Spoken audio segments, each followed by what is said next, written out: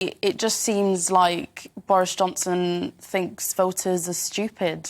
We're not going to forget that you have been in power, your party has been in power for more than a decade. Specifically under Cameron's government, there was no real effort to get nuclear energy going. But can't you blame the Lib Dems for that part of it? Because that was the coalition. Yeah, I mean, you could blame the coalition, of course, but at the same time, the Tories have been in power for over a decade. I mean, what about Theresa May, for example? Well, I think she did a terrible job on this. Yeah, and of course, with Johnson, he is pushing for this.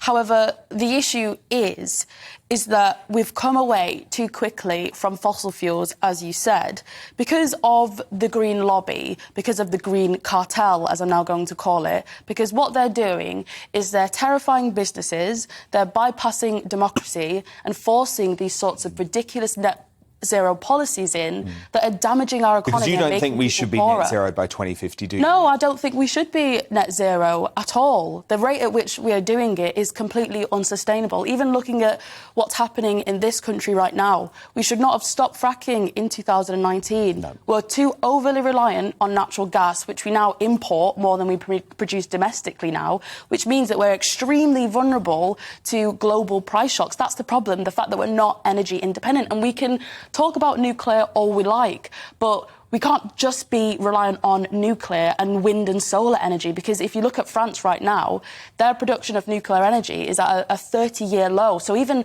their customers are going to get a price shock this winter. We need to start bringing back the fossil fuels.